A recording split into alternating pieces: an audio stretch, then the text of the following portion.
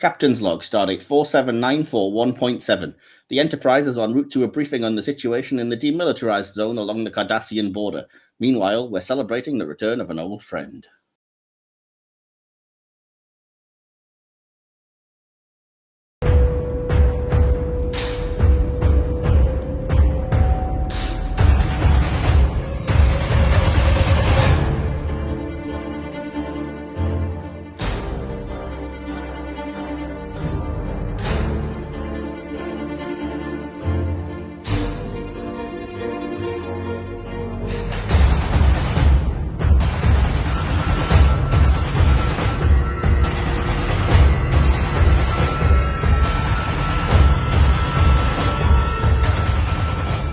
Am I the noble friend?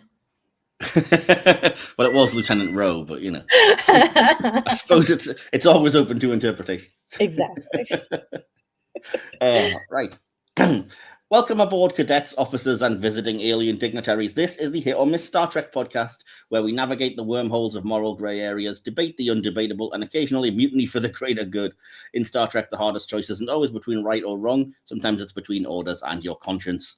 I am your regular host, Captain Michael Wilson, or Preemptive Mike this week, and we're continuing our ongoing series looking at those complex and tragically linked species, the Bajorans and Cardassians.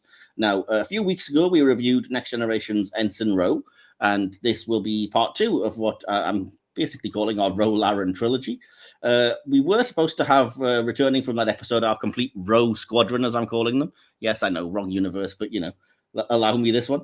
So yeah, we are not fully assembled. Unfortunately, for whatever reason, we appear to have had some crossed wires. Our subspace communications are down, and we've not been able to reach Jordan. In the meantime, you are stuck with me and my one guest for this week, returning from that squadron with clarity, insight, and a well-timed eyebrow raise. It's the ever insightful Rune. Glad to have you aboard, Rune. Thank you. Happy to be here.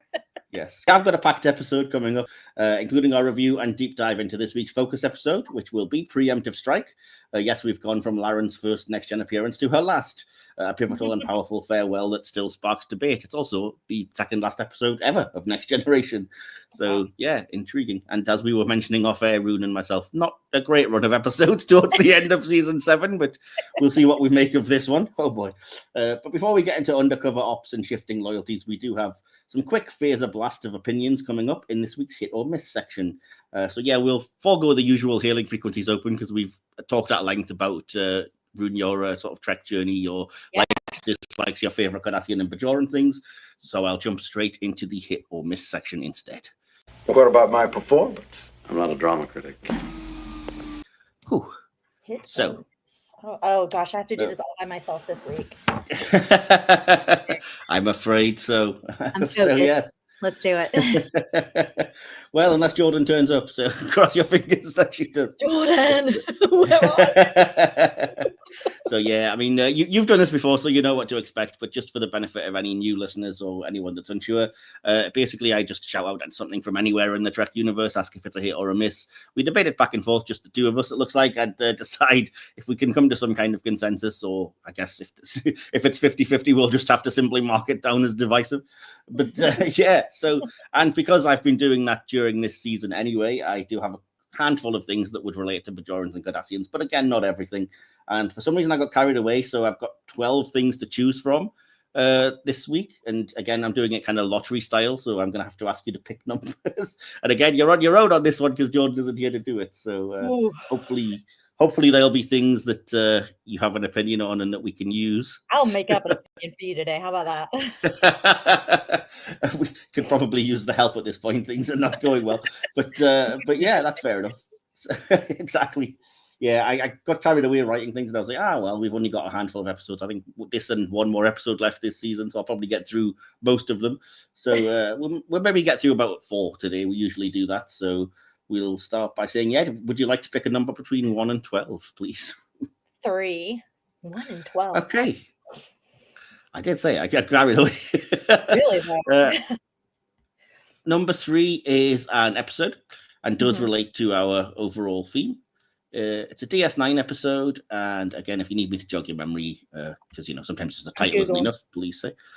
So hit or miss for the episode Tribunal. Tribunal. Ooh, I remember that title. That is Okay, I'll let you. If any viewers or listeners aren't sure, basically this is the episode where Miles O'Brien finds himself arrested and put on trial in a Cardassian court, where we learn you are guilty until proven innocent. The exact reverse of our system. Okay, this is a hit. That's what we're doing, Also right? meant yeah, hit or miss. So what? Sorry, I was just having a drink. And so, what reasons would you give for the no drinking? I don't. It's been maybe 8 years since I watched DS9. I don't remember it, but I love Miles O'Brien, and I will watch anything with him in it. And I get excited just when I see him in anything else. So, but yeah, like as I recall, this was a pretty good episode. Is this the one where they like took out his back teeth or something? Did they do that? I'm genuinely not sure if that's this one or Hard Time, because there are so many what they call O'Brien must suffer episodes that some of the moments, the smaller moments, just bleed through. Poor O'Brien. I do recall this one was basically he was set up by what turns out to have been a Cardassian agent disguised as a human, and he didn't commit this crime obviously, but he was in jail. And as I said, the interesting part was that as soon as you've been arrested for a crime, you're assumed guilty and you've got to prove your innocence, which, like I said, is so backwards to us. Truly. And yet, and so Odo's obviously on board to try and do his thing as the security officer, and O'Brien's this whole time is suffering in the Cardassian prison and having to cope with all that. So, yeah. Okay, so this is a hit for me. I love O'Brien, and we love to hate the Cardassians. So I see no problems. And from the images I'm seeing, the lighting is stellar. So yeah, I mean, it all takes place on Cardassia inside the equivalent of their course. So yeah, DS9 was really good about stellar lighting. Like they were the first one to really do that in their series. Yeah, and if she were here, I'm sure Lady Vian would comment on how much she loves the Cardassian architecture and designs. She said that every week we've done an episode, and I'm like, it's just like really dull brown and green. It is. But she loves it. Yeah. Let her have, she's not here to defend herself though, so we can say whatever we want. Exactly. That's why I said that, because otherwise I'd get a thump. Poor Jordan. No, not Jordan. It was Vian I was talking about. Vian. Sorry. From the previous episodes, but no, I mean, Jordan may like Cardassian architecture, but no, Vian's not here because she's actually at Star Trek Las Vegas at the moment, so she deserves all the criticism we can give her, because she just had a picture taken with the whole Voyager cast. Lovely. She sent it to me on private message, and I was forced to say, "I'm so happy for you and not remotely jealous."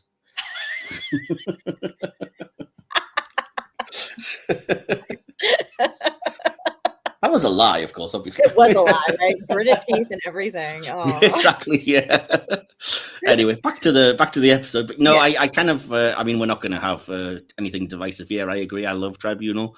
I can't remember every last inch of it, but like I said, I can remember it being a really interesting story of how O'Brien, I mean, we knew he was innocent, but how exactly he got set up in this surgically altered Cardassian. And like I said, the thing that really stuck with me was the idea of the Cardassian justice system just being so harsh, and you being treated like a criminal from the get-go, really, and having to and so as I said, and then it always reminds me a little bit, there's a Enterprise episode similar to this called Judgment, where it's like Archer on trial in a Klingon sort of tribunal, and he also has a lawyer of that species trying to defend him, and remember that a Cardassian, you have to be assigned to be your lawyer, but they're doing the wrong thing, and then obviously, as I said, Odo, you get him coming in and doing the defense and realizing he's got unstoppable odds to try and face. So, yeah, I think it's a hit. Like I said, it was, and it was, I mean, I always like as you said, the O'Brien must suffer type episodes anyway, because Paul Meany's a good actor, so he can portray it quite well. And it sounds like I hate that character, like saying that I like those, but you always get good dramatic episodes out of them. So, exactly. Yeah, it's not that I dislike O'Brien. It's not like I enjoy just seeing him in pain or anything. No, he's just he's good at what he does, and I enjoy him getting. He came from like a bit character on TNG to being this fully fleshed out. Like, good for him. Absolutely, yeah. But he was in the pilot, as you said, but it was like a random, just an extra somewhere. Yeah. But, what a way to get into it. Fantastic. But no, I love that episode for, as I said, exploring a little bit more about the Cardassian culture and everything, because we knew very little. I mean, it was only season 2, I think, of DS9, so we still weren't quite aware of every last inch of their home world and what they were like, and that was an interesting wrinkle. So anyway, enough. We can say that is a hit, so we can stamp that one. And if we'd like to pick another number between 1 and 12, then. Let's go with 9. Yeah, I mean, I would, but it's kind of pointless me picking a number. I know what they all are. Weirdly enough, 9 is another episode, or two-parter episode, actually, and is DS9 again. So hit or miss for Favor the Bold and Sacrifice of Angels. Oh, I don't remember this. This is, again, just in case anybody's listening and not sure, this is the big end of Season 6's intro arc, where they take back the station that's been taken over by the Cardassians and Dominion. And there's epic space battles. The Defiant flies into the wormhole, and the Prophets have to stop an invading Dominion fleet. Yes. And spoiler alert, the saddest thing that happens at the end of this is, of course, Zial is killed as they're escaping the station by Damar. So, yeah, lots going on. And as I said, it's the end of that. There was like 6 episodes at the start of Season 6 that dealt with the station being taken over and Starfleet having to repel the Dominion and ultimately take it back. So, yeah. I wasn't raised on DS9. This was not a favorite in my household, so I've watched it as an adult. Okay. So it's not like one that I've like rewatched at all, I don't think. I think I've only had the one like end-to-end run of it that I binged. So I'm gonna, and I don't remember anything that I haven't liked about that show at all. But we'll go with it. We'll go with a hit for this one because it sounds exciting. That's fair enough. Yeah, no, it really is. I mean, this one I know inside and out because it is one of my absolute favorites of DS9. Yeah. So I just love, like I said, I love that arc anyway. So I was waiting for, because I remember when Season 5 ended with the Dominion and the Cardassians taking over the station, and it was like the executive producers sort of went on record as saying, just so you know, this isn't like in the second part, next, the start of next season, we're not going to have them take it back in one episode. This is going to be an ongoing thing. And so I was kind of pleasantly surprised it took like 6 episodes till we got to this point, and this big two-parter, which, like I said, is it's kind of, without wanting to get too far, because there's so much going on. There's like they finally found a way to dismantle the mines that are in the way of the wormhole that was left when they left, and Odo is basically tested his loyalties, and he's now basically fully kind of under the thrall, I guess, of the female shapeshifter at this point. So he kind of ends up screwing things up and getting Rom arrested for trying to, keep the minefield going. And like, as I said, I'm a sucker for, spaceships and things, and it has the biggest and best space battles in this two-parter where basically, a Dominion Cardassian fleet and a Federation Klingon fleet are just facing off, and there's an abundance of cool CGI spaceships all firing pew-pew lasers. So I would have loved the episode anyway, but I mean, there's so much cool drama and cool character stuff. And I said that's an absolutely devastating ending of Zial's death, and the way that drives Dukat completely insane was heart-wrenching. So there's so much going on, but I mean, even if that wasn't, like I said, I would still say hit just because of the really cool CG space battles. And I also love the again, spoilers if you haven't seen this episode, but it is like decades old now. Yeah, they're fine. I love the way that the Defiant is kind of, it gets through the lines and everything, and it's just this one ship flies into the wormhole, finds out there's an entire, armada of Dominion ships about to advance, and Sisko basically has to appeal to the Prophets and be like, look, I need a miracle if you want to be gods, and Bajor needs a miracle. So please stop these ships. And the Prophets just, disappear this entire Dominion fleet. Right. But tell Sisko, there's going to be a price to pay for this. It's not for nothing. And I'm like, gods never do anything for free, do they? Yeah, exactly. So I was like, this is so interesting and so intriguing. And then, as I said, it leads to at the end when the Dominion, like Rune in charge of the station's like, hang on, what the fuck happened to our fleet? Oh shit! This makes me want to rewatch DS9. So the Defiant just coming out of the wormhole, opening fire on the station, and Rune like, let them. We've got an entire. Oh, hang on, what the heck? All right, time to leave, I guess. They really did have such great storylines in that show. It was really, I really loved it once they got into the meat of it. It took a couple of seasons to get going, and I know it's cliche, and some people would probably argue against, the Dominion was, such an obvious thing, but I do love all of the Dominion War stuff. I think it really works. Yeah. Anyway, so I think we're going to see hits. I kind of steamrolled you on that one, but you'd already said hit, I presume, on that one. So. I did, yeah. Hit. It was dramatic. We love drama. When it's not so much drama in that. Like I said, the moment when I think it had actually been in a previous episode that Odo had basically allowed Rom to get captured because he was too busy linking with the female shapeshifter. Oh, and, right. Yeah, that was like real dirty for a little while. It was really weird. And then him trying to apologize to Kira and her just being like, we are way past sorry, just practically spitting in his face like, oh, shit. Fucking Kira. I love her. Yeah. Anyway. Okay. Yeah, good stuff. Well, if nothing else, I think I've sold you and probably half the audience on watching those episodes again. 100%. 100%. It's the start of season 6. Yes. Well, why not pick a number again between 1 and 12, and that's what we don't hit another episode this time. We're gonna go with 6 because I'm doing 3s apparently. Okay, well, 6 is sensible. Well, we're still in the DS9 realm. Sensible, you made all these. I don't know why I even said that. It's not particularly one thing or the other. But yeah, we're still in the DS9 realm, but we're in the realm of ships because it's me. So apologies if you're not really a ship person. I know nothing that I will create an opinion. I don't know if I've ever asked this before. I probably did because it's a pretty well-known, but I thought I'd ask you it if I have. We haven't had your opinion on this, Rune. So not at all. Hit or miss for the USS Defiant. Oh, hits. I mean, I don't need to explain what that is. Basically, no, right? I mean, look at her. Look at her. What a cutie. Huh? You've established that it's a feminine pronoun for the Defiant? Yeah, it's a ship. They're all girls. That's actually very true. Yeah. that is naval tradition, yeah. Which I think says a lot about how lonely sailors used to get more than anything. Yeah. And look at her. Her name's Defiant. She is like fighting the patriarchy. So I'm here for all of her shenanigans. Oh man. Oh, this is the Rosie the Riveter of ships. I love it. Exactly. You know what? Yes, put some blue coveralls on that girl. Yes, hit on Defiant. I don't have to think about it. Okay. Anything in particular that you like about it? She's a feminist. I love you just making your own headcanon for it. I told you if I didn't have opinion, I would make one up today. Okay, fair enough. No, she's a cool ship. I mean, look at that. She's gorgeous. I don't know anything. It's like asking me about cars. I don't know. Okay. No, fair enough. She's cool. She's classic. I love her.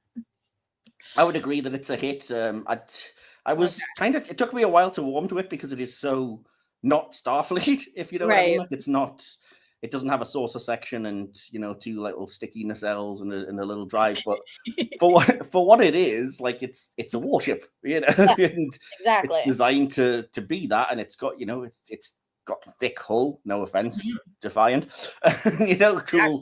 cool pulse phasers and tons of weaponry, but it's nice and simple and compact enough. Not one of my favorites. I used to always get grief because I used to give it a lot of shit for the fact that it was in universe. It was designed to give a counteract against the Borg. Basically, it was designed to help fight the Borg. And the one time it went up against them, it lost terribly. You can't just let Borg win, At the start of Star Trek First Contact, it's just like, left adrift and Worf's beamed on the Enterprise, and it's like, well, we'll salvage it. I'm like, that was what it was designed for. How bad is it at its job? Perhaps today is a good day to die. Prepare for ramming speed. No. we still need this. We've got 2.5 seasons of DS9 left. You're not destroying it. I'm ready for ramming speed. Do it. It was an intense moment. I'm here for it. Exactly. Yeah. Dramatic, you see? Yeah. See? She's a drama queen, the Defiant, as well. Exactly. Just like all the best angry women, No shit. I'm going to just ram it. Oh, okay. I won't. I've calmed down. Yeah, I'm fine. Fine. Let me go. But no, I mean, for use in the Dominion War, it was cool to see these kinds of things because, like I said, not everything can be a huge luxury liner when you're in the middle of a war situation. So it was kind of cool to see this. And like I said, not my favorite. It's a bit too small and a bit too unstarfleet, but for what it is, I would still say hit. So, yeah. Okay. This is very boring because we've just basically been in agreement with everything. You really have. Now, so. But I think we've given people some stuff to think about. Yeah. So, would you like to pick one more number between 1 and 12? Let's see. I've done 3, 6, 9. How about 12? Okay, 12. I actually included because I wanted Jordan's opinion on this, but you can get yours. Make one She's up. not here to give it. So there we go. Because I remember Jordan saying she wasn't a ship person, but she really loved the Enterprise NX-01. So I was curious to know her opinion, now that it is officially canon, on the Enterprise NX-01 refit, which I don't know if you've ever seen it, but that's what it is on screen. It was basically, again, if there he goes. There we go. Yeah, sorry, it's not the best picture, but it took a second to clear it up for me. Okay. You get the idea. But no, if you're not familiar, if you're listening to this, it was Doug Drexler, who does a lot of the ship designs, basically came up with a concept for a refit of Enterprise that would have happened in the 5th season had it went on and hadn't been cancelled, which would have basically brought it much closer in line with Kirk's Enterprise that we know from the original series. And it was only ever a concept. It appeared on like calendars and it was kind of, fan canon for a while, but then it was included by the makers of Picard season 3 in the Fleet Museum that appears in that season, which officially made it canon as like, well, there we go. It must have went through this refit at some point, and that's how it's stored in the Fleet Museum, and this is what it looks like. So, yeah, what do you make of the refit of the NX-01? I mean, does she go? She moves. She does all the things she's supposed to do. I mean, as far as I know. Was she a dud? There's no history here. I don't know. Well, that's the thing. We just don't know because we haven't seen any. This is purely an aesthetic thing, I feel. It basically is. Not as dramatic. She's not as dramatic as the Enterprise is. Like, she just feels like a compact wannabe version of Enterprise. Well, of the NX-01, you mean? Yeah, of that. Wait, I don't even know what that is. Hold on. Comparison. What is it supposed to look like? What's it called? Well, you've seen Star Trek Enterprise, right? Yeah, NX-01. No. Oh, you haven't? Okay. Well, then in that case, you won't have a clue. Oh, is it the ship for that? It was the ship from Enterprise, but like I said, basically, okay. although this never actually officially happened, it was an idea to bring it by adding like a drive section and the little satellite station, more similar warp nacelles to the original 1960s Enterprise. I think basically a lot of whether or not you like it will depend on how married you are to liking that original Matt Jeffries Enterprise design from the 60s, because it is basically a kind of hybrid. Okay. So, I feel bad for making you ask you answer this when you have no Jordan, this is all your fault. I was supposed to be in the back seat for this one. I don't know. You know what? We'll just make it a 5-star. We'll go with a hit because she's cute. Okay. She's cute. Yeah. I like it. I like what they did without completely losing the personality of the NX-01. Yeah. I do like that they made it look, like I said, that you can see it. Like when Enterprise first came out, a lot of people complained that the NX-01 looked too advanced for the era and looked like a kind of a Kira class ship. Nerds will know what I'm talking about when I say that. And it wasn't for the ship before Kirk's Enterprise. It didn't look anything like it. So I kind of like that this was like an attempt to make it look. Okay, this is now officially you can see the lineage here. So I always appreciate that kind of thing because I'm a big old nerd. So it will be a hit for me. So yeah, we'll say a hit. Yeah, we'll just go all out on this one. Absolutely, and I'll have to get Jordan's opinion on that when we get a chance to speak to her next. Yeah, I want to hear it too. So make sure I get on. Well, hopefully next week, depending on if we've. I don't know if she just wanted both episodes. I don't know. The next 10 minutes at any minute. Yeah. Any minute. Who knows? But anyway, that's going to conclude the hit or miss section for this week. And thanks for holding the fort with that one, Rune. No worries. Giving opinions as best you could on those. So anyway, with that out of the way, we'll jump into the main focus of the episode, which is going to be our episode review, and we'll begin our analysis of that. Spark analysis. And as I said, our episode review for this week is Preemptive Strike, the penultimate episode of The Next Generation, season 7 and series overall. The big kind of departure of Ensign Ro, what would be her last appearance for a long time, her last appearance ever until very recently, and then it became her last appearance for about 3 decades. But again, more on that at a later date. So So to start us off, I have done, as I always do this season, I've come up with the poetry corner, I'm calling it. So I've got a limerick and a haiku, and I only have one person to embarrass myself in front of this week since Jordan's not here to hear these, unless she listens back. So are you ready to hear my my slightly embarrassing limerick and haiku for this episode? I am all ears.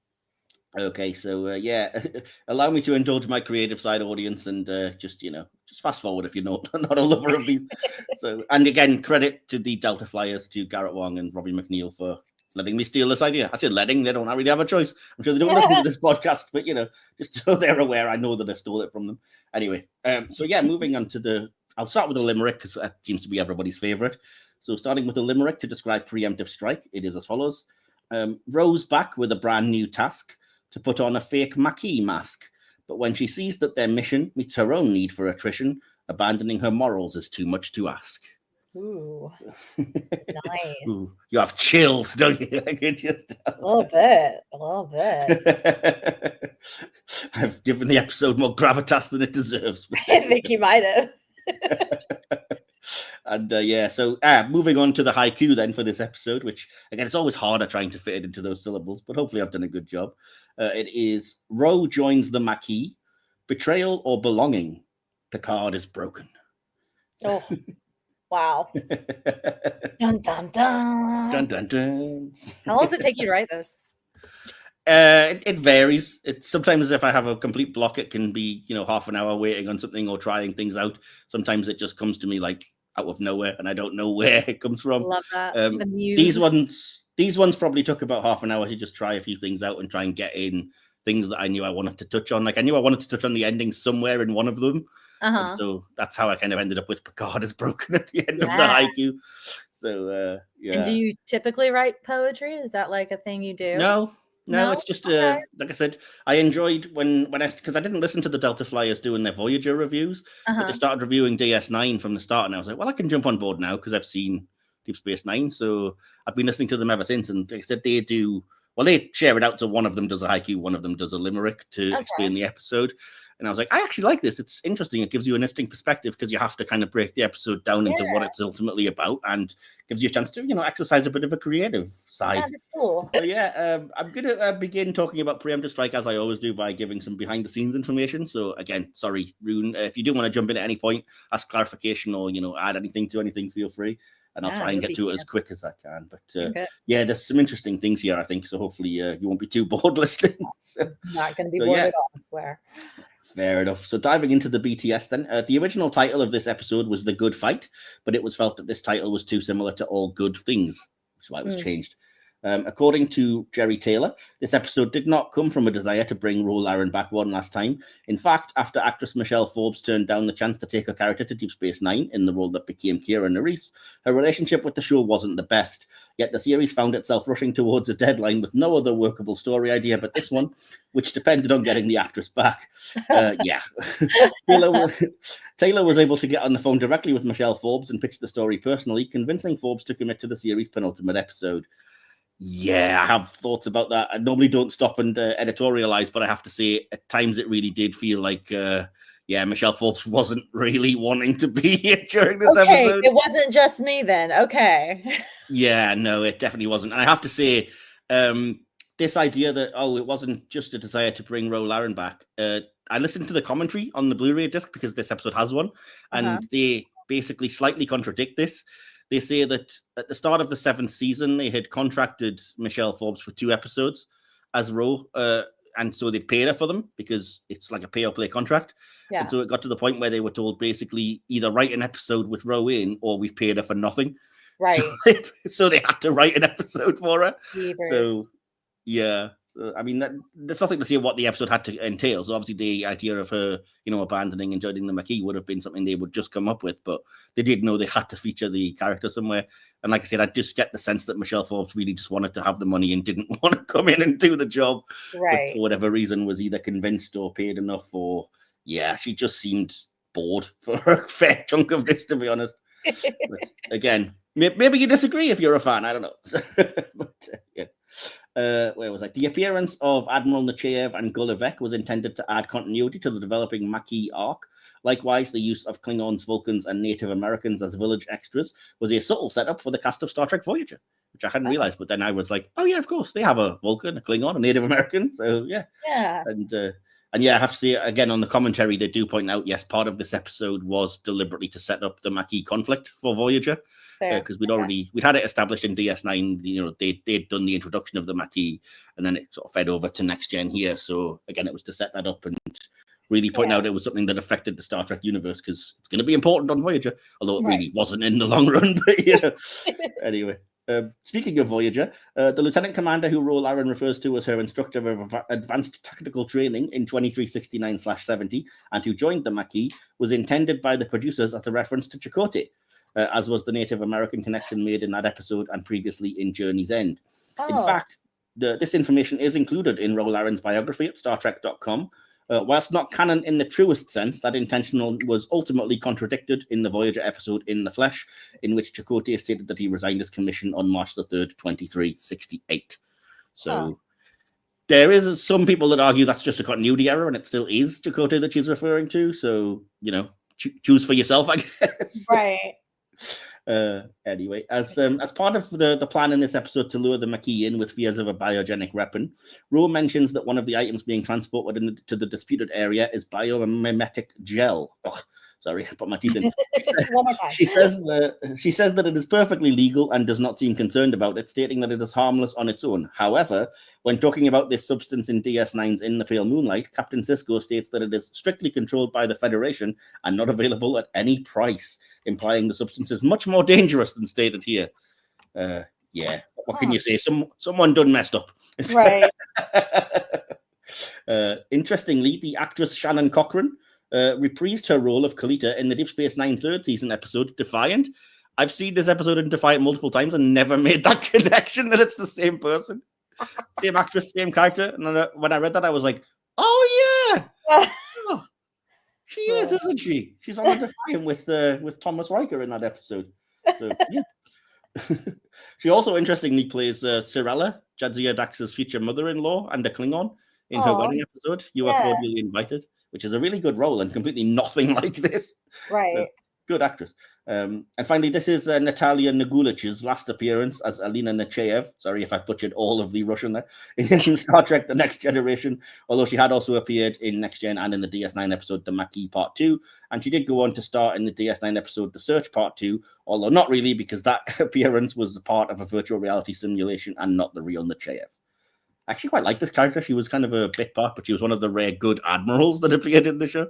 Yeah, that whole thing where every time an admiral comes on, you're like, well, what are you doing? Yeah. Although, to be fair, she does have that one moment where she's like, if you get a chance to infect the Borg with a virus, I suggest you fucking do it, mate. It's a little boy. We want to say, I don't give a shit. Right? That's still genocide, guys. I mean, it is the Borg, though. So she has a point. What I'm saying. Right. Yeah. Yeah, that's all I had. Apart from, like I said, I've mentioned a couple of the things from the commentary. The only other thing of note, which again appeals to me and probably similar nerds, but will maybe raise a few eye rolls from other people. This episode has, at the time, the greatest number of single ships in one shot during the battle at the very start, where the Maquis attack the Cardassian ship. Oh, nice. There we go. I think it's pre-CGI as well, so it is all actually models. And oh, wow. Yeah, so probably it will be officially the most model ships in one shot for a while, because they switched after that. So, yeah. I do appreciate a good practical.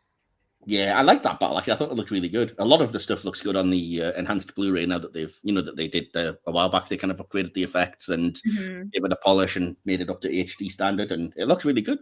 Nice. So yeah. Well, there we go. So yeah, before we carry on and break down the little sections that we normally do for the episode, I do, as you probably know, always start with asking if you can remember what your first experience was of seeing this. Was it at the time when it went out, or many a year ago? And do you have any lasting memories from the first time you saw it, Rune? No lasting memories. Definitely was not in its first play, because I didn't watch a lot of DS9 when it first came out. I remember, because this is a Next Gen episode, Rune, but okay. Oh my God. We did so many hit or miss on DS9. I mean, it's very DS9 coded, what with the Maquis and everything. It is. Wow. My bad. So actually, yes, I would have watched this on its first run because we were actively watching Star Trek during its final season, TNG. But I don't remember. I don't remember watching it. So yeah. If you were kind of not watching DS9, then I would imagine, and again, if you don't remember, there's no point asking, but I would imagine you probably would have been not confused, but kind of not really on board with the Maquis and kind of their introduction and not knowing what it was all about. I mean, I think they're explained in this episode enough that you would understand, you'd get it. But certainly if you were watching both series together, you know, you'd appreciate it more as like, oh, it's those guys that debuted in DS9 like 10 weeks ago or whatever. Yeah, I've always had an appreciation for the Maquis, so, you know. Really? Oh, okay. That's really have. Yeah, I don't know why. Okay. Okay, that's one of the questions I was going to come to later. So I'm intrigued to hear about that because, yeah, they're very, I don't know. I would say divisive, but not really. It's just one of those weird things where it's like a gray area, probably. It is and it isn't, and it brings out the best and the worst in the other characters at times, anyway. So, yeah. No, anyway, I can remember seeing this the first time when it would have been. I think I worked out I was 14 years old the last time I saw this, and I don't think I've seen it since when I gave it a rewatch. And the thing that lasted in my memory was very much the ending, which stayed with me for like 3 decades because that ending is so powerful. Yeah. You know, Ro deciding to betray and then just the choice of Picard just silently staring and not seeing anything, not like raging or anything, just seething like that, I think really did stick with me at the time. And I was like, oh, wow, he's affected by this. You know, we haven't seen, even when he was like assimilated and brought back, he had like maybe like a few seconds of being that affected. And so I was like, whoa, Picard is yikes. And like I said, that was always my memory of this in my brain, was that it was such a powerful and cool and dramatic episode. And I think I must have just blanked out the majority of the rest of the episode that gets you there until that very last kind of 5 minutes or so, because, oh boy, a lot of it on the way is rough now that I watched it back. Truly, yeah. Oh, although saying that as a 14-year-old, I probably didn't at the time quite appreciate or understand the level of cliche. I was, you haven't established cliches and you haven't seen enough, media yet to know what a cliche is. So, when somebody dies and says like, oh, when somebody dies, and they're 2 days from retirement, somebody always takes their place. Yes. Oh. Yes. Wow. Okay. Yeah, when that scene happened, I was just like, I almost had to pause and be like, what? They didn't. They didn't. Jesus. Did. That's so on the nose. Somebody's picking snots out of it. Jesus. Anyway.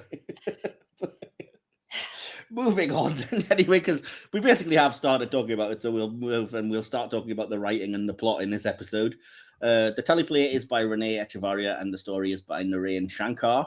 Yeah, I mean, I hope they're not listening because I don't have great things to say. I mean, it's not terrible. There's some really great stuff in here, but there is some, let's say, shortcuts, some cliche, and some very weird choices. Yeah. And something I've said a lot during this kind of Bajoran Cardassian season, it just feels like there's too much to fit into a 45-minute episode of television as well. Like, they really try to fit too much in, and I don't know how successful that is. Yeah. Especially when they take shortcuts and cliches to get you there. And so, anyway, so I want to start by, the first thing that's worth talking about is obviously Ro, her journey in this episode, her defection to the Maquis, because we did already review Ensign Ro, and so we dealt with her introduction to the show and how she kind of came on board and everything. So, yeah, we know from the start of this episode she'd been away for advanced tactical training. She hadn't appeared since the season 6 episode Rascals. And yeah, first of all, there's a very different attitude to her from the Enterprise crew than the last episode. That was very jarring, having not seen the episodes in between. Yeah. And we came from Ensign Ro to her like dissing everybody and batting away Beverly and Troy, to her going to 10 forward and being overwhelmed by everybody. Like, oh, welcome back. We love you. Oh, it's so great to see you. Exactly. Hang on. Okay.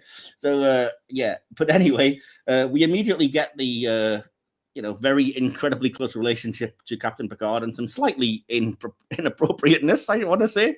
Can we talk about that one scene? Because that made me feel weird. There's a couple, but which scene in particular are you talking about? The one where they're like pretending a proposition so they can talk. I didn't like that. That was awkward.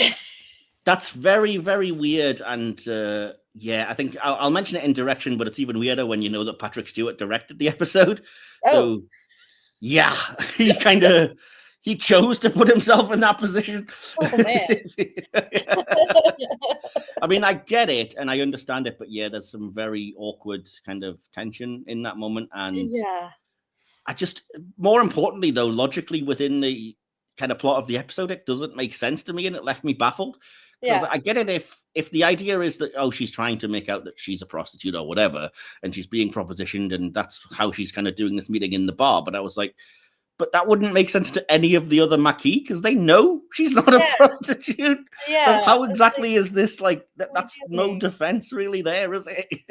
Like the only connection it had was when she like started making out with that random guy when which is dodgy as well, by the way. Right. Yeah. Like, hello. Just non-consensually snogging some guy. Right. For like a solid, like you look like all right, Jesus. Jeez. Yeah. The 90s, although right? I did actually laugh when she came into the bar the second time and the guy gets up off his chair and she's like, not tonight.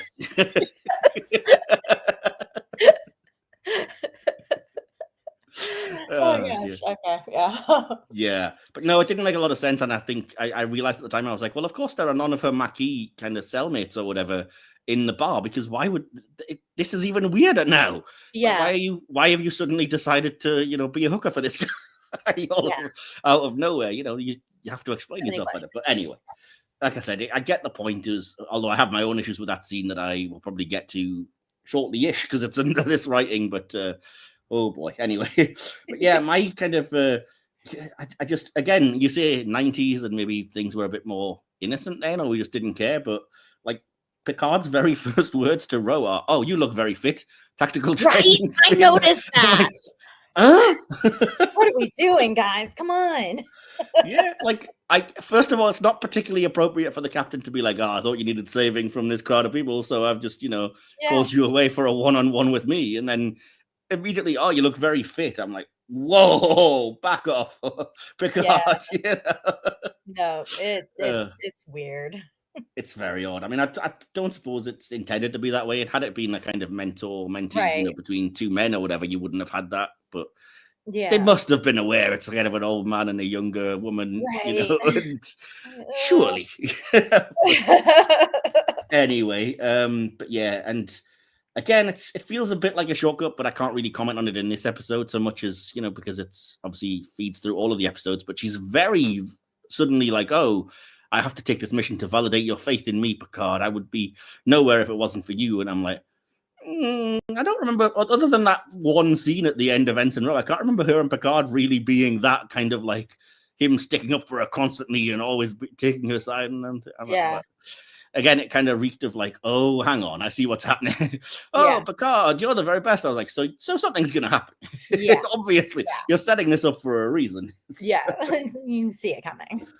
Yeah, exactly. And even, like I said, when Picard's like, "Oh, you're going to lead him into a trap. I knew I could count on you." I'm like, oh, don't say things like that, Picard.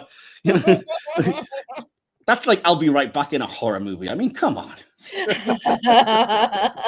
Right. But yeah, getting to that scene you were talking about, because that was the next thing in my notes here.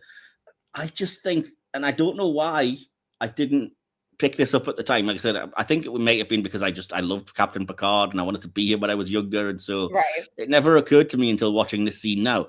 He is an absolute dick to her in this scene. Like, he doesn't give any concession towards her feelings as a Bajoran or about the Cardassians, or that she might have torn loyalties. And I kind of expected that he would be like, "Look, if you're not comfortable with this, we'll pull you off the mission. We've done enough. We can maybe get somebody to infiltrate again. Nothing's lost here. We haven't blown your cover." But instead, it's the way he's like, I'll have you court-martialed. Exactly. It's like if you back out now, you'll throw away everything you've worked for. I could put you before a board of inquiry for lying to me just now. I can certainly have you court-martialed if you sabotage the mission. Like, what a dick! Right. Very out of character for him. Like, incredibly out of character for him. Yeah. And this is where I have to interject because again, I watched the Blu-ray. This isn't a brag, but it does have as well as the commentary. It has some deleted scenes. And there's a scene that I'm glad was deleted in which Picard is even worse. Oh my God. It was deleted from the scene, where they're walking up and down the observation lounge and he's explaining what the mission ultimately is to, give them a tantalizing sort of target so the Maquis can get as many resources as possible and then we'll arrest a lot of them and blah, blah, blah. Yeah. And Ro basically says, like, under that thing, she's like, well, what if they don't take the bait? They will, it'll be too tantalizing and they'll commit as many as possible. And she's like, but the Maquis, so your plan is basically to have enough ships that they will ultimately turn themselves in. And he's like, yeah. She's like, well, I know them well enough to know now that they're not going down without a fight. They won't just, park their ships up and hand themselves over to you. And Picard's like, well, I hope they do, because if not, we might have to disable their ships. And we all know that sometimes is impossible without some kind of, major casualties. And I was like, what the fuck? Right. So Starfleet are basically just like, well, if they don't, we'll kill them. Right. That's just like, yeah. Not good. It's not. Yeah. I was like, geez, Luigi. I mean, I know Starfleet are torn, and I can understand. Again, I'll get into that when we talk about the kind of the Maquis of it all. But I was like, I do not recognize Picard, and certainly that version of Starfleet that would be like, well, if they don't, tough shit, we'll kill them. Right. Yeah. No, that's It's. Weird. I mean, it's not made explicit, but even the way that's kind of implied is just like, no. So I'm glad it wasn't just me anyway with that scene where I was like, yeah, so out of character with the whole court-martial threat. And yeah, really was. He's usually very genuine. Yeah, and even at the very end, I really do like the scene where she basically does eventually, decide she blows the mission, and Picard's immediately like, oh, when she comes aboard, take her into custody. Like, what the? Again, very quick to come to that, Picard, but okay, I understand. And what kind of struck me as weird is that Riker is so much more respectful to her than Picard is. Yes. And Riker was a dick to her when she first came on. But not just when she first came on. I mean, when they lose their memories in that one episode and they they know that they have something going on and it's kind of a hate, not a love thing, or he's never really has felt like he was, her number one fan, shall we say. But at the very end, I really was touched, and it felt like they gave Riker what should have been Picard's response, which was to be like, oh, take care of yourself, Ro. Yeah, you too will, and even when he says to Picard, look, I felt like she was very sure she was doing the right thing. So yeah, I'm like, wow, this is so, why is Riker of all people like, you've got to understand. I guess so, but... And he was so nice to her on the shuttle when he was super chill about being held at gunpoint basically, and that's what I mean. Yeah, the way that she's like, look, Will, I'm sorry, you can keep the ship, you can go back to the Enterprise, but I have to do this. And he's like, look, take care of yourself, bro. Yeah. And it's not like, how dare you? It's wild. Anyway. Yeah. But anyway, so yeah, how I'm going to ask a question, and again, sorry to put you on the spot. I'm not even sure if there is necessarily an answer, but how well do you think the episode develops Ro's backstory and her motivations for ultimately joining the Maquis and leaving Starfleet? I feel like when it starts, maybe this is that whole cliche thing that now that we're older, we're more used to being able to identify that stuff. It's obvious from the beginning that Ro's going to be stepping over to the Bajoran side or the Maquis side for this. Yeah. So I don't know. I don't know if it's just the way they wrote Star Trek episodes back then. And it's easy to see the formula. That's the word I'm looking for. The formula for what they're doing. Yeah. But I don't know. I didn't think it was a great setup for her to get her from point A to point B, I guess. Yeah, I kind of agree. I think I didn't mind the setup as such because it kind of logically it makes complete sense. Mm-hmm. And I think if I'd been in the writer's room and they were like, oh, here's an idea. We've set up this idea of the Maquis. What if Ro, who's never really felt like, you know, she wanted Yeah. to be under Starfleet rules and regulations, and she's a Bajoran, she has her own issues with Cardassians. What if she joins the Maquis? I would be like, oh, okay, that's cool. But the episode's justification, like you said, is so wrapped up in cliche, and that's really the only word I can use. Just you know, convenience, I guess, or whatever. It But almost feels like they just needed to write an episode in, like you were talking about the behind the scenes stuff. Like they just had to do something to make it worth the money. yeah, but it's the kind of thing where, again, it's too much for a single 45-minute episode, and I think it would be so much better if they'd sort of had an arc where they were seeding bits and pieces of this over maybe a few episodes, or, you know, handful of episodes over the season, where we dotted back and saw that she was railing against Starfleet a bit more, or another episode somewhere where the Maquis were involved and she was starting to be sympathetic. But it's too much for one episode, and like I said, I was just groaning at her relationship for the most part with Macias, the older guy. Just like, ugh. Although credit where it's due, I did think it was well written and believable in one scene when she's talking about her father and you know, how he used the instrument. That was beautiful. Yeah, that was the one scene where I was like, if you'd written the whole thing like this. Yeah, I wrote that down in my notes of like that being a moment for me. Yeah, definitely. Because, I mean, even before that, though, when he's talking about, oh, if you can make me great Hasperat and whatever, and I'm like, this is just so obvious what's happening here. And then, like I said, the absolute, you know, bullseye on the nose of, oh, when an old soldier dies, someone takes my place. Wink, wink. Oh. You know? That was just like, who really thought this was, you know, subtle in any way, shape, or form? Just no. So no, I mean, I think, like I said, the Maquis connection made sense, but it was just too rushed and, like I said, too cliche written for the most part. Would you agree with me on that one? I would definitely agree. Yes.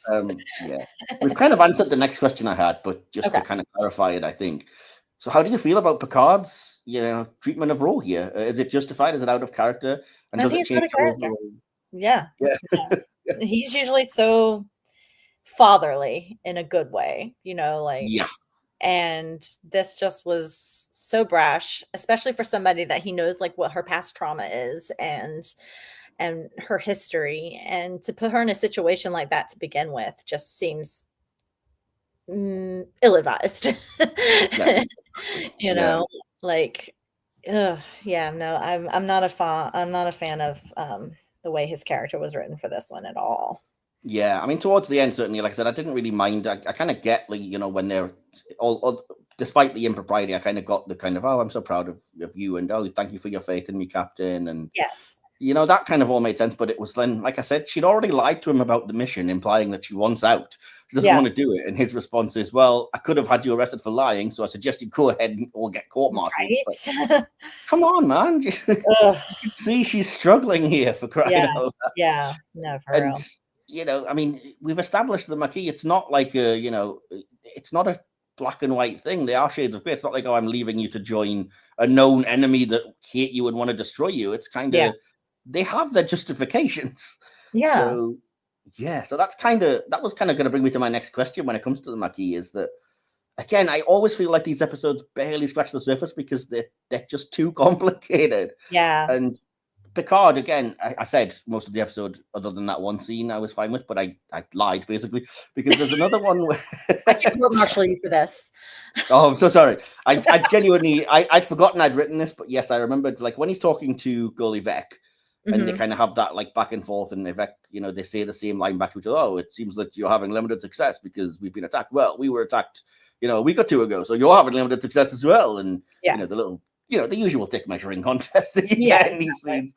But so, but then Picard's like explanations about the Maquis is just, again, it seems, and it's only this one plot line where he seems like this, but he seems very, you know, he's decided they're bad, and it's the way he says, like, what was it? When he's talking to Nechayev after he's spoken to Ivek and says, look, I understand, you know, we caught the Cardassians supplying some of their colonists, and I'd keep a phaser under my pillow with the Cardassians, but it's gone beyond self-defense now. We both want peace in the demilitarized zone, which is a questionable statement to start with. And then even sympathy has to end at some point. I'm like, does it? Does it? Like, how do you decide this? Anti Star Trek in general, really. Yes, it's anti-Star Trek, but it's also very anti-Picard. I mean, if you, I don't know why this came to my mind, but I was like, for some reason, I immediately thought of Insurrection, the movie, and I'm like, sympathy has to end at some point, but you are willing to throw away your career, you know, stand up with these Baku colonists, of which there were only like 90 of them, as they point out, and be like, no, it's wrong. Doesn't matter how many people, doesn't matter what you're doing, doesn't matter about the benefits you're getting out of it. It's wrong, and I will firmly make a stand. And I'm like, where was that Picard when it's like, well, I'm sympathetic, but sympathy has to end, you know? Yeah. It's just, it's totally not, and it's only the Maquis that brings the worst out in Starfleet, because they don't, the writers don't seem to really know, like they realize it's kind of justified, and they can't have the Starfleet officers going, well, probably best to turn a blind eye, you know, they're fair enough, they're justified or whatever. So they have to come across as really harsh and authoritarian, and it's just like, I don't get it. Although I did think the way it was explained when he says, you know, a peace treaty isn't just a piece of paper. Okay, that I can get on board with. That makes sense to me. I understand where you're coming from with that. You know, it has to mean something. If it doesn't, we're going to blow up into war. But, you know, like I said, it's all in the phrasing and the way you're writing it. You write one good line and then you write sympathy has to end. And I'm like, it doesn't. That's just nonsense. You know what I mean? Yes. Anyway, so how do you feel about the episode, the way that it deals with kind of navigating loyalty and duty to, you know, I guess Starfleet in this case, or whatever you want to substitute for that, versus your personal conscience? And did you feel it was powerful enough in the way it kind of dealt with Ro sort of struggling with that? And you know, the others that we mentioned as well, maybe Picard, the way he's very pro Starfleet to get again in this. Right. I think it would be more. I think it would be stronger if Picard was actually sympathetic to Ro's struggle. I see what you're saying, and I mean, I think again, it's such an interesting idea that I would have loved to see Ro wrestle a little bit more with it, because I just don't think we had 45 minutes. Yeah, exactly. And I mean, it tries, like I said, by showing her at the start being like, but then again, I kind of hate that it narrows her entire Starfleet experience down to, oh, it's just about Picard. Yeah. Because I would rather, you know, she made friends on that ship, and she, you know, she's in 8 episodes, and she developed a bit of a, you know, a character there. Yeah. And so breaking it down to, oh, I don't give a crap about Starfleet, I'm just sad I let you down. It's kind of like, well, hang on. A little weird. But yeah, and I also have my issues with, like I said, a lot of the way that Picard treats her, and without wanting to get too far into next week's episode, I'm so glad that they eventually had the two of them deal with this and had him called out on his BS. But again, more on that next week, because it just, I recently watched that back, and I'm just like, I am so freaking pleased that some writer had her put, you know, in his mouth, like, no, your respect and love for me was entirely conditional. The second I did something you didn't like, it was like, oh, you're dead to me. Like, hang on. Real. So yeah. Anyway, we'll get to that next week, but I'm just glad this wasn't the last word in it, because Picard doesn't come off well. Really doesn't. Yeah. Anyway, I don't really have anything else to add about the writing. I think I've kind of talked about, like I said, things that we didn't like and where we think they kind of falter a bit. Yeah, it definitely could have been so much better written. Yeah. Maybe the Maquis need their own series. Well, that's kind of what I hoped, and what a lot of people think hoped Voyager would be. I mean, not that I didn't love Voyager for what it was, but the idea of, you know, a ship in conflict between these two forces just never went anywhere. Yeah. They immediately assimilated and were fine and worked together perfectly. Like it was very rarely an issue. Oh, okay. Yeah. All right, fair enough. But, you know, you could have had something really good, especially with how kind of entirely, you know, moral to a point, you know, black and white Janeway was about, like, no, we must immediately follow all Starfleet protocols, and we must track down our technology if it gets stolen. And it would have been really interesting to have some of the Maquis going, nah. We don't really want to risk ourselves for this. It would have been realistic to their character to do that. Yeah, exactly. But anyway, that's a different matter. But yeah. Yeah. Although, to be fair to the episode, I do also like the idea of the mission that Ro goes on for the Maquis to kind of prove herself. I like that Kalita, first of all, isn't just immediately on board with her.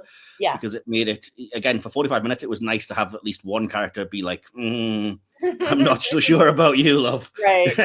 When everybody else is immediately tripping over themselves to, welcome on board. Oh, welcome. And so I like that. But I also like the idea that you have to go through a mission to kind of prove yourself to her. Sure, and it was kind of cool. It made sense as far as my limited geek knowledge of, you know, get through the shields, beams, and medical supplies. She probably would have been caught, but Picard and Worf were like, oh, well, it's Ro. Let's just let her through. We understand what's happening here. Right. So, yeah, I got that. That was cool. Yeah. But yeah. And I have to say, I mean, it's as much as a lot of the lead up was cliched, it's not like Ro was a character. It wasn't believable that she'd do that she would turn, because we've established enough about her to, in the other episodes, to be like, okay, I get it. Fair enough. Yeah. So, yeah. Before I move to the acting, then, a very big potential question for you. You're going to hate me for this. So, yeah, why is it that you think Ro's story resonated enough to, ultimately bring her back 3 decades later? And what impact did this episode have on the narrative about Ro, the Maquis, the Federation, etc.? You're right. I hate you. Bye, everyone. That's it. I'm done. Bye. This is all Jordan's fault.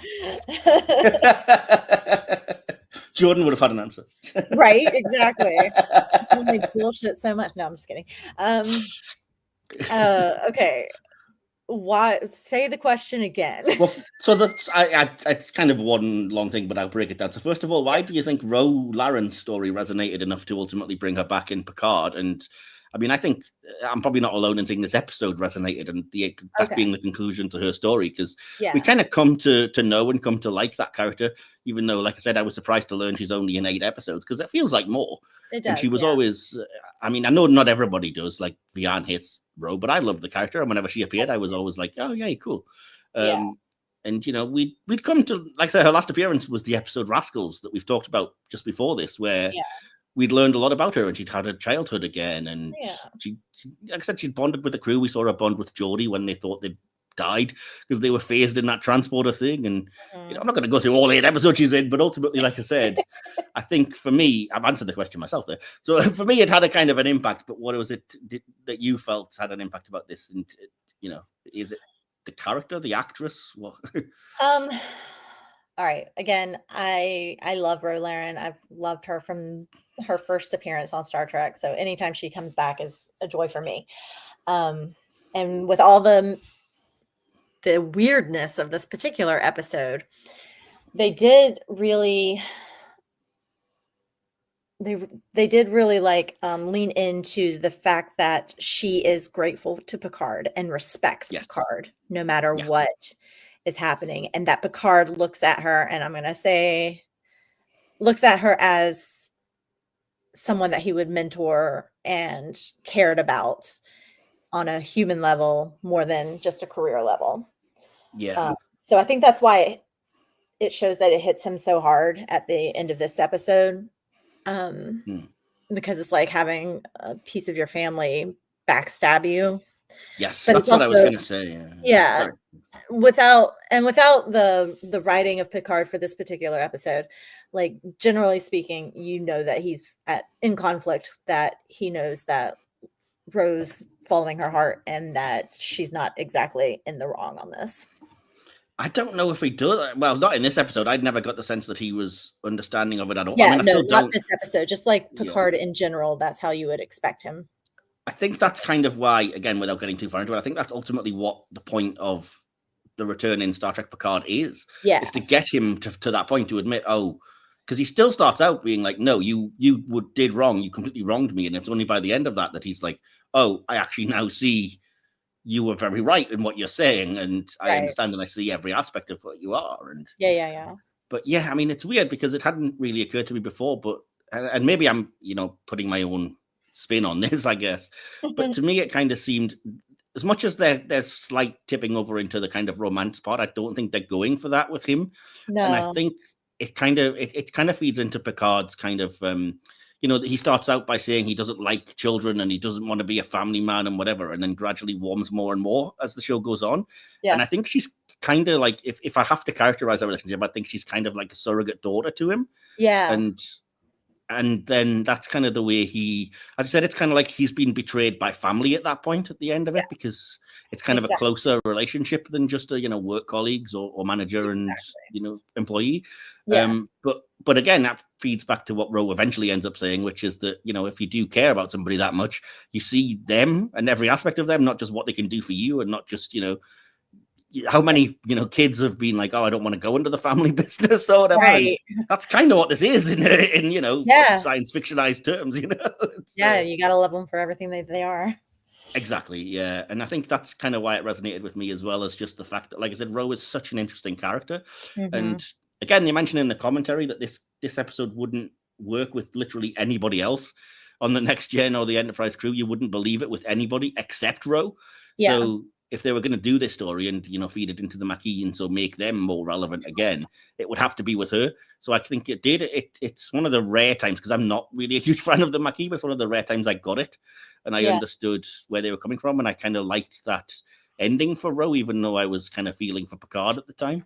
So and again, like I said, it was always nice seeing Ro as a kind of 3-dimensional character, and as much as I love the Roddenberry ideal and stuff, it is nice sometimes to have a character who's not perfect. Yeah, absolutely. Yeah, it gives it more texture. It does, yeah, it does. So anyway, yeah, sorry, I'll stop asking questions then. So you're good. We're about to get potentially controversial or unpopular, because the next section to talk about is the acting. So first of all, let me see. I liked Richard Poe as Gulliver. He appears in Next Gen, DS9, and Voyager, so it's a nice bit of continuity. But I think he's also a really good actor. Like, he doesn't have much to do in that scene, but he has a certain gravitas and a kind of tone to his voice when he's talking to Picard that I was like, oh, I like this. And I already mentioned I love Natalia Nagulich as Nechayev. I think she's kind of a cool character, and it's nice to see that recurrence of an admiral without just like one episode and she's evil kind of thing. Right. Yeah, I loved Shannon Cochran playing Kalita, as I've mentioned. It was nice to have somebody that wasn't just immediately, yeah, come on board, here's all our secrets. And so she felt, some reality to the situation. Exactly. Yeah, I was going to say 3-dimensional, but no, real. Exactly. They're a terrorist cell at the end of the day. They're outlaws. They wouldn't just be like, oh, come on in. Yeah, welcome. Right. They are going to be suspicious of everybody. In the commentary, they're really like they are not afraid of pointing out the flaws. I'll get to one of them because they savage Patrick Stewart's direction. But one of the things they mention, and they're debating whether it's the writers or the director's fault, is just the fact that Ro goes into the bar and then like Data and Worf immediately follow her in. Okay, they're like, right? Wow, don't give her time to settle in or anything. Like, that's not going to look suspicious. Yeah, no, that, and then there was the other moment when the 3 Cardassians come into the cell community thing in those red robes, and it's they're not standing out like a sore thumb at all, are they? Like 3 guys in red robes with a heads up. That looks suspicious. I still didn't put together that they were Cardassians until they actually took the, because I'm just dumb. I was like, hang on, who's this? What's going on? Is this a Starfleet kind of framing you for something? What is this? Oh, it's Cardassians. But again, in the commentary, they mentioned that the writers are so annoyed at that scene because they said like it was constantly a fight with special effects pre-CGI to sort of like, they said we'd write like, oh, you're gonna have a cool epic pitched phaser battle, and you'd get a note back that's like, how many phaser shots do you want? And they'd write like, I don't know, 12, and they'd write back, you can have 6. Like, well, how in the feck are we gonna make it look like a convincing, it's like and they're like, so we have to basically come up with clever ways where it's just like, okay, well, we can maybe have 3 where you can hear them, but you don't see them. Right. Because you have to see the one that hits the guy that kills him. And I'm like, God, man, TV production in the 90s, I don't know how you put up with it. I'd be like, no, I'm so annoyed. I asked you for a 12-shot fight, damn it. That's what I want. That budget's brutal.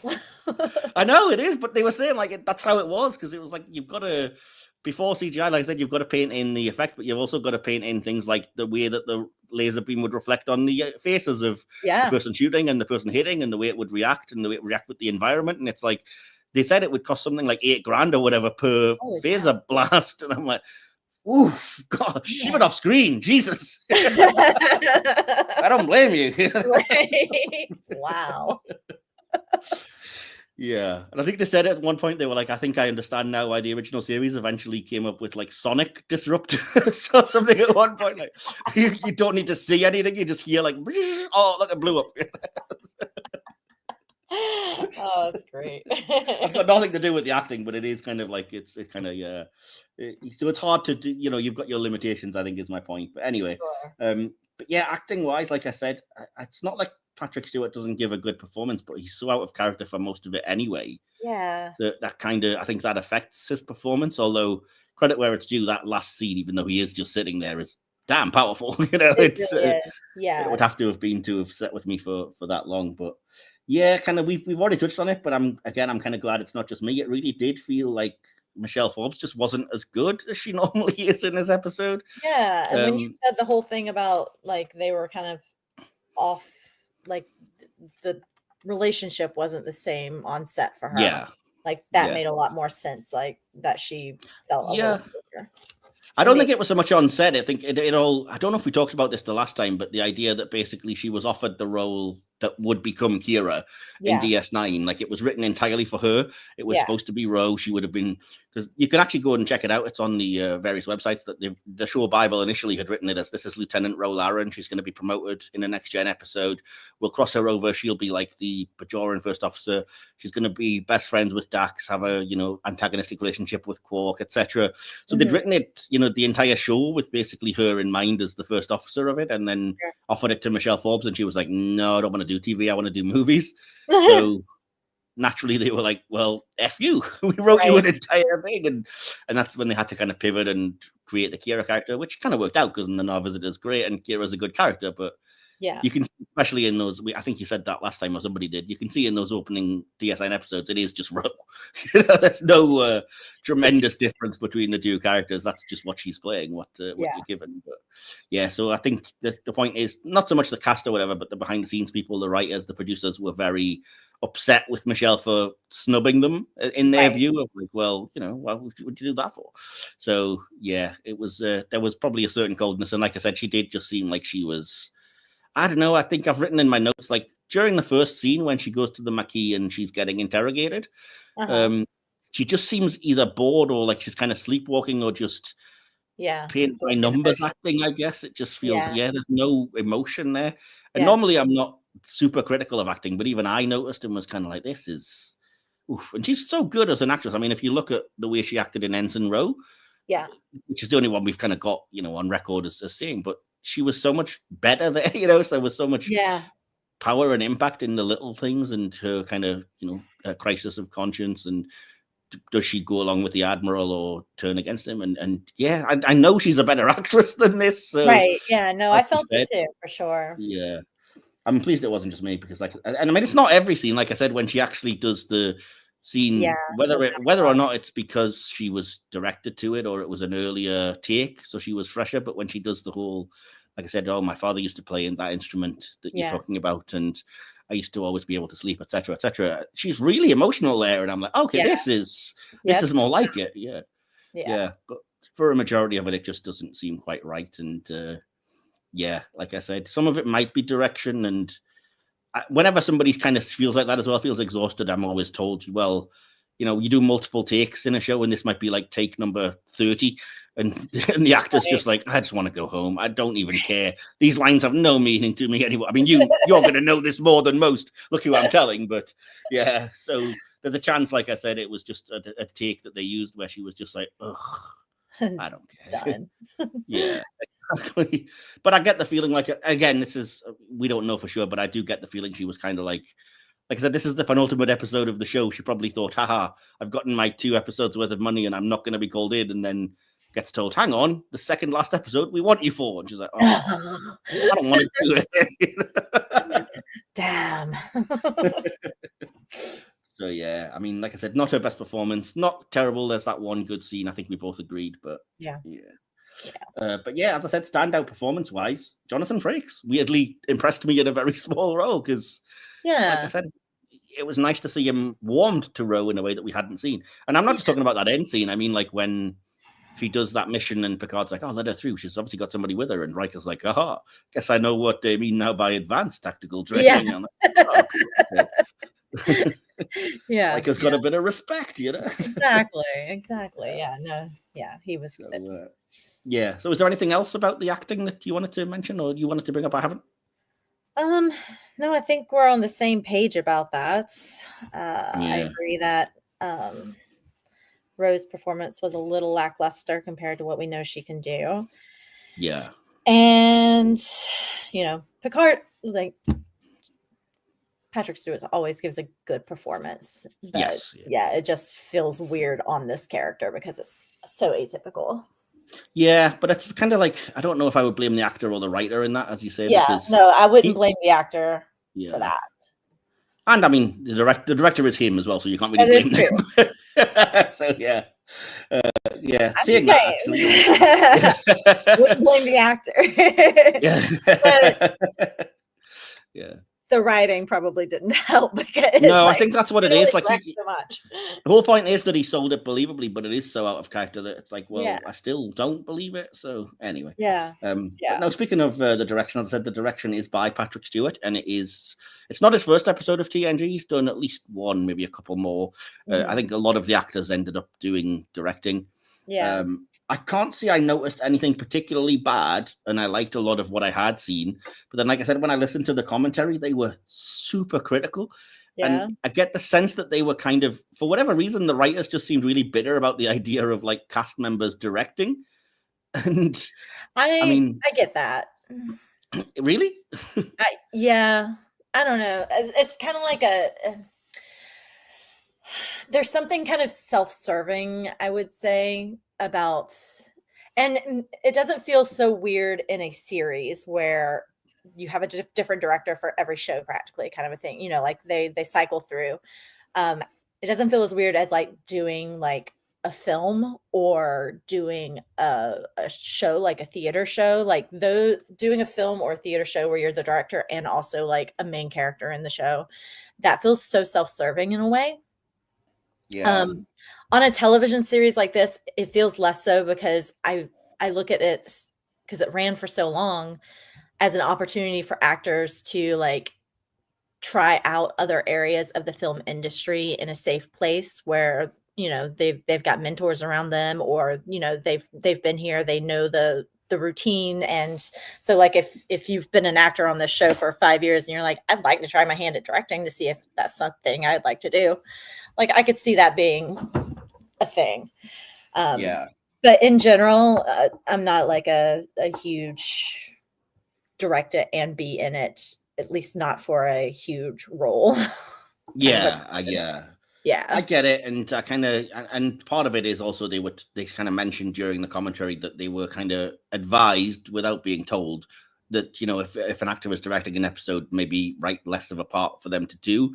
So That's fair. if Patrick Stewart's directing, don't make it a Picard heavy episode. Right. But obviously, if it is part of the plot, you can't write Picard out of this one, Right. because he is an important part of it. But again, it's not like it's not the Inner Light where he's like in every scene and it's all about him and whatever else. Yeah. But I do remember the first episode he directed, Patrick Stewart, was In Theory, where Data basically gets a girlfriend. And I do recall, even at the time I first watched that as a young 14-year-old or whatever, thinking it's so obvious that he doesn't want to be in this because he's got one scene. And it's just when it's when Data approaches him and he goes like, I would need advice about my relationship, and Picard just goes, Data, I'll be happy to give you any advice on women. When I have some, I'll let you know, and just walks off. And that's his entire role in that episode. And I'm like, okay, all right. Nice. It's funny, but it also means that like acting wise, he's got one sentence and the rest of the time can be dedicated to directing. But yeah, exactly. Oh, bless. So anyway, yeah, but no, I mean, like I said, I'm not obviously au fait with directing and things, so I don't really, beyond the kind of surface level, I mean, I do have a film studies degree. I know enough to know if something's terrible, but I don't really know the composition of shots and everything the way some people do. And like I said, this one writer on the commentary was really critical and said, like, look, every frame is what he calls center punched, where everything's like super close up and the actors it's just their face and nothing else. And a lot of the time it leads to them spiking the camera, which I kind of I noticed but didn't mind. I thought that was the point because it is kind of a dramatic character piece. So I kind of thought that was a deliberate thing. And they do say like, oh, it's because it's being directed like a stage play, which I guess would probably be what Patrick Stewart would be his sensibilities. And I'm like, okay, I can understand where you're coming from. Yeah, that makes a kind of sense. Yeah. But then a couple of small things they mentioned. The one scene when they go to the Enterprise bridge at the end, apparently Worf is out of focus and it really bugged them. I didn't notice. Okay. he's in the background anyway, so it wasn't a huge deal for me. And they criticized the idea that just to have them doing something in the observation lounge scene, they had to be kind of pacing up and down, which felt really weird. So and much. I didn't notice that until they said it, and once they said it, I was like, actually, now that's all I can see, and it really is annoying. Very uncomfortable because I'm like, y'all are just walking back and forth in this space. Like it was really awkward for me to watch that scene. Yeah, but what else could you do? I mean, if that's the set you've got, it's either that or sit still, and it's just such a dull scene. it is just a dull scene. But okay, so that scene was shot completely as a master shot. Meaning that everybody's in the film. There's no like point of view takes or anything like that. Like they could have done some different like over the shoulders if they were talking like face to face. Just this back and forth thing was just like so dull and Yeah, well, I have to say, I mean, I thought the direction was fine for me, but I understand if other people are critical of it. And again, I've been informed by the commentary where the flaws are. So I can't disagree with that. But for me, it was fine. If it was a movie, I may have been more critical. But again, for episodic television, I kind of just follow the story, you know? So Anyway, in terms of kind of VFX production design, there's a couple of things I wanted to mention, but again, sorry if it's boring or dry. First of all, I mentioned this in the last episode, but I noticed quite correctly that Ro is now missing the little ridge wings at the top of the Bajoran nose makeup that she had in her first appearance. They're not there. And we mentioned that last time, like that makeup changes, and for some reason, even in Ro, they give her the Bajoran without it. Is that what's different about her face? Yeah, and it is noticeable because it gives a kind of extra harshness, especially. I mean, Michelle Forbes has got quite an angular face anyway. No offense, she's a pretty woman, but she kind of has, a very angular appearance. And then when you add the kind of wings above the eyes, the way that it kind of does something, and then it just seems to fade more and more because then when she appears in Picard, she barely even has the wrinkles on the nose. At times I was just like, hang on, have they even bothered to give her these? And they're there, but they're so faded. Fascinating. So okay. So the only other thing I was going to say is that I was super impressed by the matte paintings in the episode of the Maquis establishment, the planet and everything that they use for setup. And I was like, this is incredible. How is this so good? And it didn't occur to me that it was because they are all completely redone when they did the Blu-rays. So it's like the original matte painting's been replaced by like CGI enhancement. And I was like, oh, that's why. So they have the people on that were doing it, the Okudas who do the enhanced effects and stuff. And they were like, oh, no, I mean, it was good. The painter that did it was fantastic, but you'd never get this depth of field and this level of intensity and whatever without us going in and adding a little bits of CGI flourish here and there. And I'm like, okay, that's why it looks good. Right. Really, it does. So, wild. And that's all I have. I did make a note that it was nice to see the Federation Peregrine fighters. That's the little. Is that the ships again? The little winged ship thing at the very start, because you rarely ever see them. And I'm not sure I agree with the idea that Starfleet has fighters in the first place, but I guess you have to always defend yourself. Right. I mean, anyway. Moving to the music and the sound, I have literally one note because I'm terrible with this. And again, when it comes to television stuff, it just seems like unless it's really intrusive, I don't tend to spot it. And the only thing I noticed was, like I said, because it was such a soppy scene anyway, the scene where Macias is like, I know in your heart you're one of us and all the rest of it. It just got so soppy. And so I was just like, ugh. This scene is already like, cliche 101. By adding cliche like soap opera music to it, you're making it so much worse. I'd have been tempted to just have that play out in silence. Like, look, we know this scene is already over the top. Let's just leave it at this kind of thing. Yeah. It was just like, ugh, what are we doing? Anyway. So did you have, are you better with music and sound than me? Did you pick up on anything? Or? I didn't pick up anything on this. Music and sound tends to be a sore point for me. Just as a judge for film festival things, I like, even going through film school, it's like audio is like so overlooked in general on film sets, I guess. But it's like that one thing that if it sucks when you're watching it, it ruins the whole film. That's the thing. It's kind of like with direction and with music and sound, I tend to only notice if it's bad because it brings you out, or if there is some, like one particular choice that's like really, you know, interesting and stands out, but in a good way. Like I just saw the movie Weapons, and without spoilers, there's one scene in that where it is completely not silent, but there's no, you know, diegetic music. There's no sound outside of, you hear a ticking clock and just regular sort of ambient sounds, and it stands out as it's so much more powerful and creepy than whatever else, because it's just like you're so on edge. You know, it really brings you into that scene. And I was like, oh, that was a really good choice by the director to have this scene play out without, you know, sinister music in the background telling you how to feel or whatever. So but yeah, I didn't really get any of that from this episode. It just felt, you know, it's fine. Yeah, nothing stuck out to me sound wise for any of this, so that's fair enough. Everything was leveled correctly, so I could hear it all. Yeah, and I mean, yeah, sound effects wise, it clearly worked. You know, it wasn't like a phaser blast happened and I heard a scream or something. You know?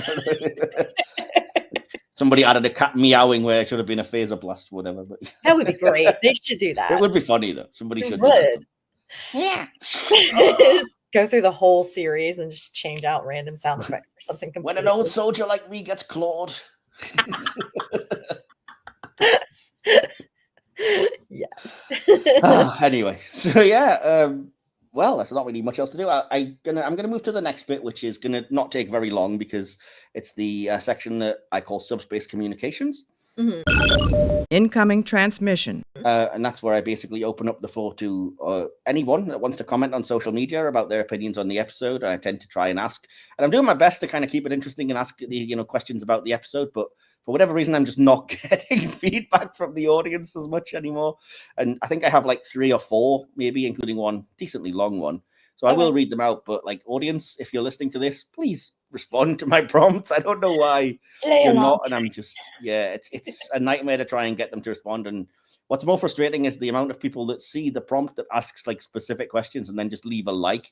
I'm like, oh, that's so frustrating. Like, I'd rather you just didn't bother as opposed to like, I like this question, but I'm not going to answer it.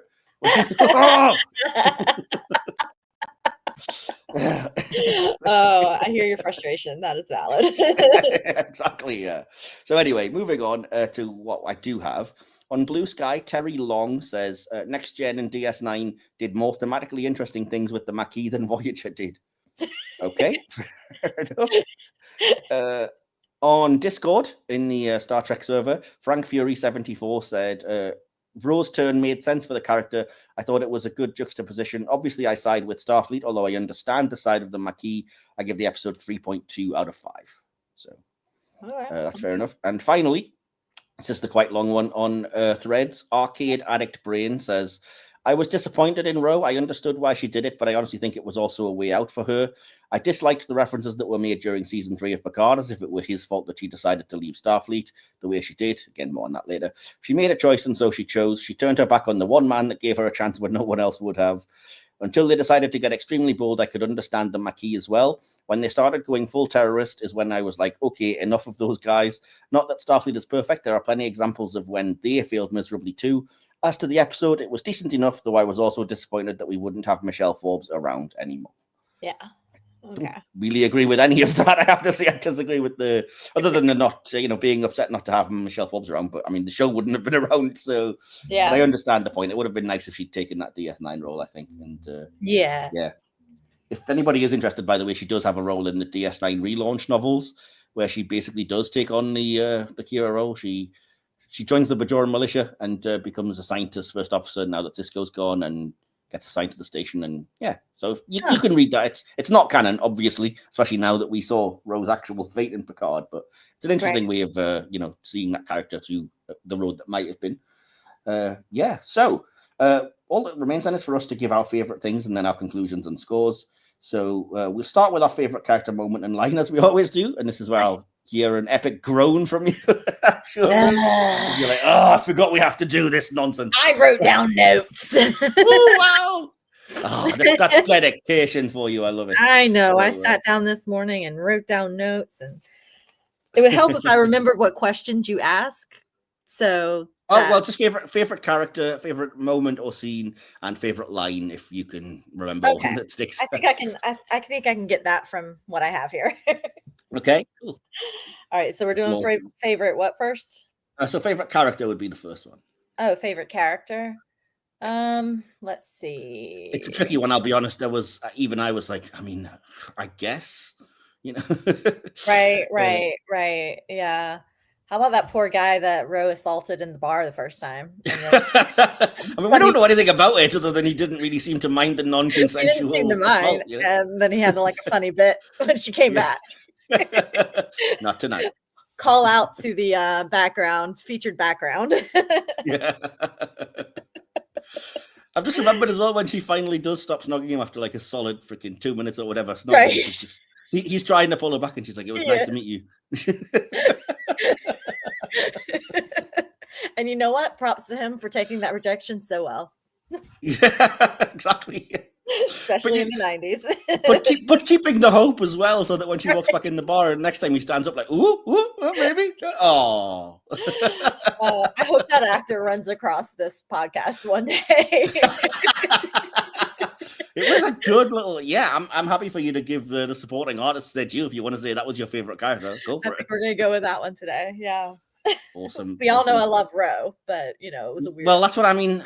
She wasn't great in this episode. I just said it's not even Ro's best episode, but I guess I'd go with Ro because of the stuff that does work. But I was struggling, to be honest, to think of a favorite character. Picard is so out of character. I would have said Riker, but it's too small of a role almost to feel like it was justified. And I would have said Macias, but I would have said Macias, as I said, but he was just so like, I'm 2 days from retirement.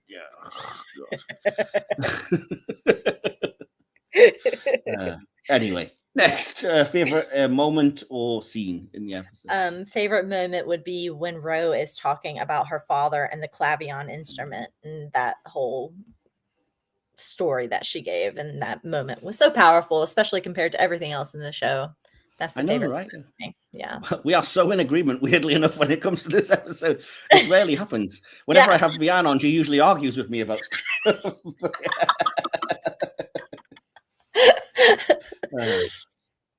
Anyway, so my favorite scene, I did like that, as you'll see, but my favorite scene was just the ending, the way that it's such a gut punch, because like I said, it stayed with me for 30 years. Yeah. And it was the one thing from this episode that I really vividly remembered after seeing it for the first time, so I kind of have to give it to that.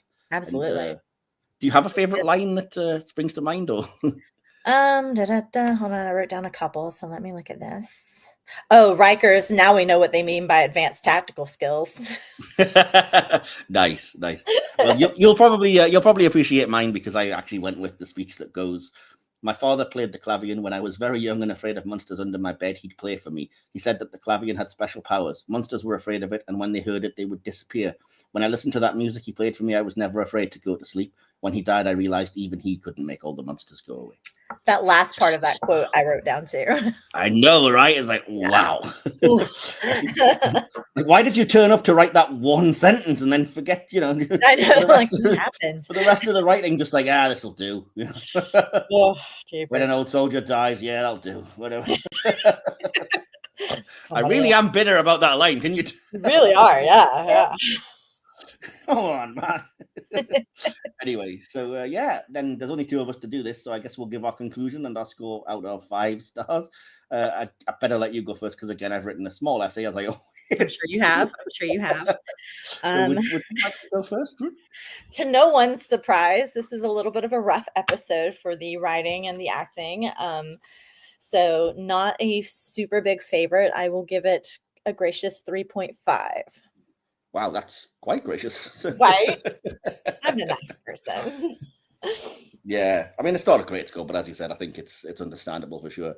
Okay, so my film review magazine style essay is a deeply flawed episode with moments of real resonance. I hadn't revisited it in years, and my memory had preserved only the good parts, the emotional beats that are here, but they sit alongside some lazy, cliché writing, a few sleepy performances, and a rush to explore big themes that the plot can't quite support.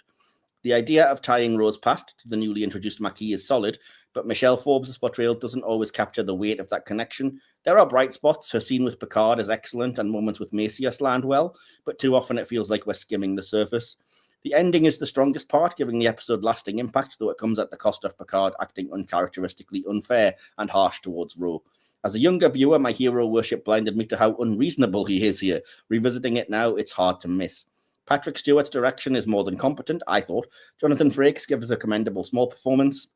And there's enough here to avoid calling it a waste of time. In the end, Preemptive Strike should have been Ro Laren's perfect send-off. Instead, it's a farewell with a brilliant last page and a messy, uneven story leading up to it. Powerful moments survive, but they're buried in writing and choices that never rise to the occasion. Thank goodness this ultimately wasn't Ro's final goodbye, but more on that later. I actually give it 3 out of 5. A decent episode with clear strengths, but held back by too many flaws and missed opportunities. Okay. So, yeah. I do appreciate your synopsises like that. Thank you. Yeah. Well done. A lot of thought goes into those, let me tell you. Truly. More those do take a while limericks. to write. Yeah, well, probably, yeah. There's more than once that I've written something like that out and thought it would make sense, and then have had to text a friend and be like, does this make sense to you? You know, I'm not going to tell you what it's a review of, but does it make sense is all I'm asking you. Context would be helpful, but... Exactly, yeah. But anyway, so yeah, putting those scores together, dividing by 2, I mean, we know. We can work out what the average of 3 and 3.5 is. The final score was 3.25 out of 5 for this episode. Okay. So I think that might be the lowest currently of the Bajoran Cardassian season, actually. Oh, man. Rough. I think, I think the lowest at the minute is 3.3, so that's just now potentially gone into lowest spot. Okay. So rough episode, though, as you said, very rough episode. We'll see if the final part of the trilogy can stick the landing next week. Yeah, I'm looking forward to it. Indeed. In the meantime, this wraps up our discussion of Preemptive Strike, a farewell that hits hard, raises difficult questions, and reminds us that not every resolution in Starfleet comes with a neat log entry. So, yeah, massive thanks to my returning Ro Squadron member, Rune. Always appreciate your tactical analysis. So, yeah, been great having you on board again. Is there any projects, social handles, or subspace channels that you want to boost while we're here? No current projects, but you can catch me on socials at Rune. What is my social handle? At Rune Actor. That's my social handle. Yeah. I will put it, especially. I'll always put it in the episode description, but it also is on the Ensign Ro episode description anyway. So yeah, so, you were here for that. So yeah, at Rune Actor everywhere, I think is what you said. So yeah, that's what I put. So, sounds good. Awesome. And, and I wish Jordan well. I did get a message from her, by the way, to say that for some reason, Mastodon just didn't send the messages through until just like about 20 minutes ago. She's really she's apologized and said she's really sorry. She had sent me a message at about 5:10 to say, are we recording? I haven't got a link, but I didn't get that until 20 minutes ago. So clearly it's Mastodon's fault. Wow. So see, I told massive you apologies. Yeah, it's tech issues, always. Technology, it hates us. He says using technology to record. But you gotta be nice. Yeah. Shout out to Jordan. I'm really sorry you couldn't make this episode. Hopefully you enjoy listening back if you do. And we'll definitely make sure you're going to be on next week's episode, Jordan. Same, Jordan. We missed you. Big hearts. Definitely. And as for us, you can find the show by following our handy link tree in the episode description or staying to catch our outro at the very end of this episode. If you're enjoying the show, do the Federation approved thing. Rate, review, tell your crewmates. It really does help us out more than you know, and help us to grow. Why not? So we'll be back soon with more of this particular Bajoran moral quagmire with added shapeshifters and a long overdue reunion as the Ro Trilogy reaches its final mission with a review of the much teased Star Trek Picard Season 3 episode Imposters. Yes. Looking forward to that one. So and until then, keep your comm badge tapped, your instincts sharp, and remember, we are Starfleet. Live long and prosper. Live long and prosper. You have been listening to the Hit or Miss Star Trek podcast, part of the Hit or Miss Who Trek channel. Hit or Miss Star Trek is hosted by Mike Wilson, scripted, produced, and edited by Mike Wilson, based on an idea by Mike Wilson and Will Templar. Follow us on YouTube, your podcatcher of choice, and our social media. Links to all of these can be found by clicking on the link tree in the episode descriptions. This podcast is a Media Matters original production. Don't forget to like, subscribe, and share this podcast throughout subspace. We'll be back for another thrilling trek through the stars soon, but for now, hailing frequencies closed. Try to warp out of here at once, maximum speed.